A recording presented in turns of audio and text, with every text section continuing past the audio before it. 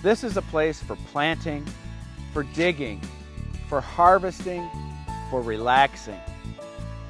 It's a place to get your hands dirty, but most of all, it's about having fun. And that's what you'll always have when you're in the garden with Doug Oster. You want a green thumb too, don't you?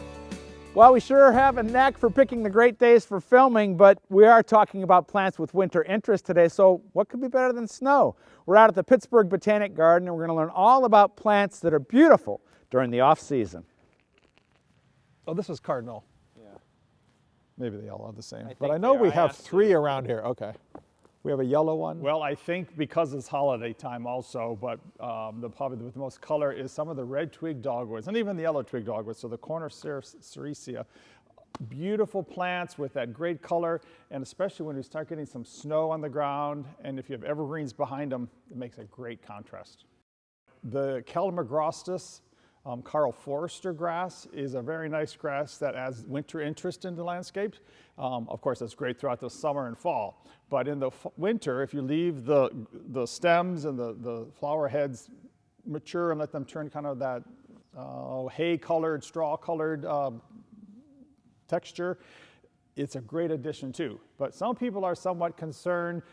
They're tired of having to rake up those leaves that break all off of your grasses throughout the winter and early spring. And I would agree, I'm one of those actually. But that plant behaves pretty well. And it's not that vigorous and aggressive like maybe the maiden grass or the miscanthus is. One of my all-time favorites for winter is oak leaf hydrangea. And you've got a nice stand of Sykes dwarf over there.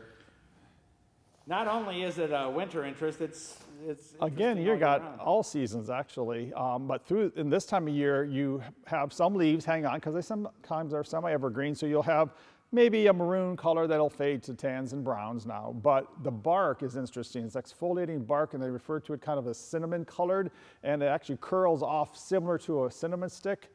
But also there's the cluster of the flower head that's dried, so they truly add some interest.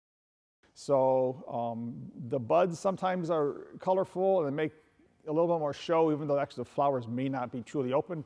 They will tolerate our site as long as you're well drained, but a moist site, not standing water.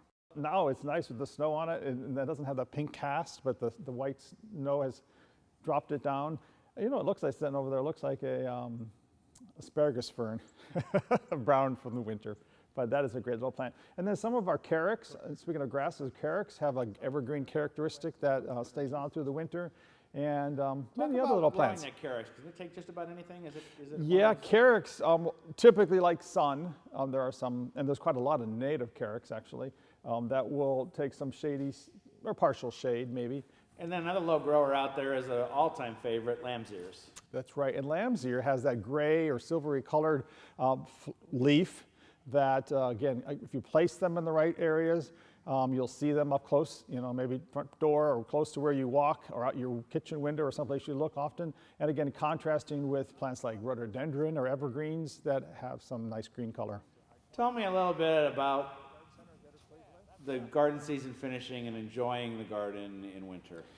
I think you're referring to that as gardeners and that's why we live in this part of the world, that changing season, how important it is for us to say the garden season ended and we're looking ahead, we're resting first and then we're looking ahead to the next season. And that's that change of seasons and change of growth and excitement of what's ahead and what's gone by and what you were successful and what you weren't is truly what I think gardening actually is all about.